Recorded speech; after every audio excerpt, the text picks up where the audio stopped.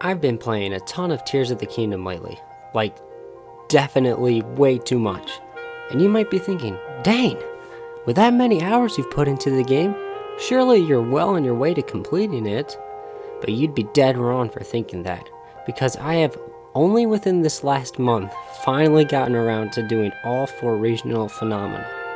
And I'm nowhere close to finishing all the side quests, beating all the bosses, or even finding all the shrines.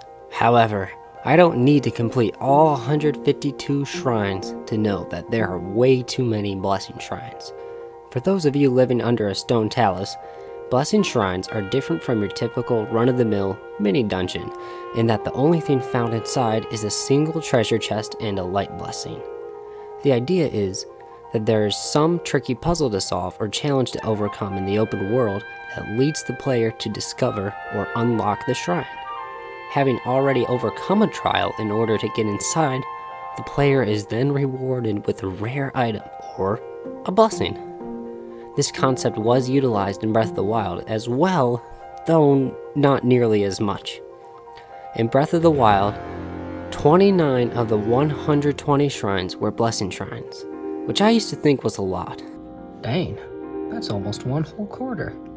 But that is minuscule compared to with Tears of the Kingdom's whopping 51 out of 152 shrines. That's right, 1/3. You might be thinking to yourselves, what's wrong with that? The developers just wanted to reward players for doing the dungeon outside of the shrine. After all, it wouldn't make sense to reward the player with another challenge. What's your problem with blessing shrines? Well, naive viewer, I wouldn't have a problem with them if there was an actual trial or puzzle to solve in order to access the shrine. There are far too many instances where you can simply walk up to the shrine within a cave or fly down on a sky island without any struggle to overcome, and then boom, there's nothing to do in here, and it feels as though the player is not really earning the reward. Many of the shrines in the sky are like this. In fact, exactly half of them are. 16 out of the 32 sky shrines fall into this category, and a lot of them boil down to simply finding a tower, shooting yourself upward, and gliding over to it. And if you're lucky, they'll make you fight a construct first, which is laughably easy. But even after ignoring the Sky Island shrines, there are still 120 shrines on the ground, and 35 of them are blessings, which is still more than Breath of the Wild. Some of them feel earned, but the majority seem to be related to the green stone quests, which range from pretty cool to pretty tedious.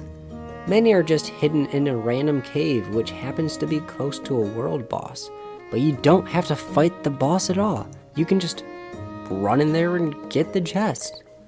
Now I will say, one of them is unique enough to make me feel satisfied after doing it. It's the Unlit Blessing, and it gives you the very simple task of shooting arrows at torches.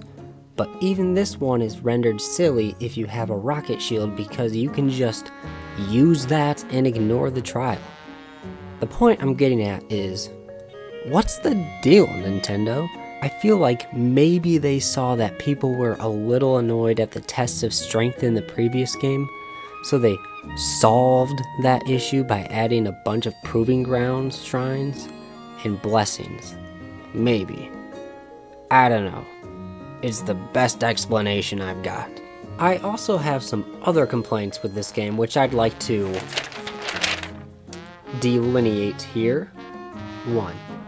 The depths, while initially cool to explore, end up disappointing me.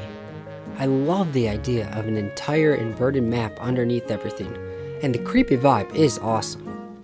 But once you get used to it, you start to realize there really isn't anything to do down there apart from some Yiga-related side quests and finding all the Poe statues. 2. How come there's no Triforce again? Like, I know it resides within Zelda. Kind of, sorta. I'm not a huge traditional Legend of Zelda fan, but even I have to admit that it's still really weird that this staple of the series is pretty much absent in both Breath of the Wild and Tears of the Kingdom.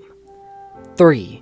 It takes a long while for them to give you the paraglider and the shrine sensor, which would be fine if they weren't so crucial for traversal and discovery in Hyrule. It's especially annoying because in the previous game, they give you these tools right after you beat the opening area. In fact, the paraglider is the reward for beating the Great Plateau, and the Sheikah sensor is given to you once you scan your second tower.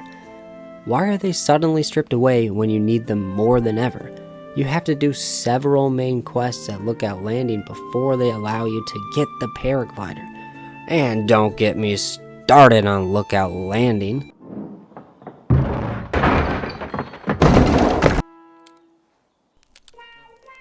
What exactly happened? Scratch that. No complaints here. 4.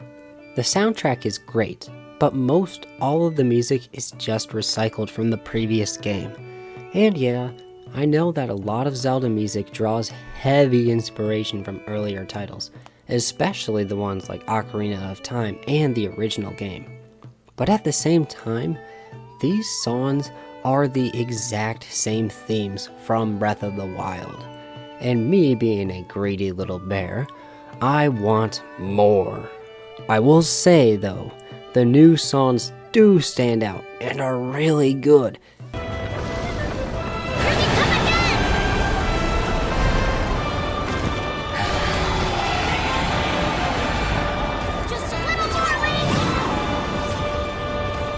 However, there aren't enough new songs for me to justify purchasing another CD set for $89.01. Get back! You won't trick me again! Those are the most prominent of my gripes with the game, and I've gotta say, Nintendo should have done better. If these 5 oddly specific things were changed, I would have given this game a perfect score. But with all of these minor and completely subjective flaws, I've gotta knock it down to an 8 out of 10. In the interim of writing the script, Joe has beaten the game. This game is a 10 out of 10! What the heck was that final boss? It was insane! Game of the year.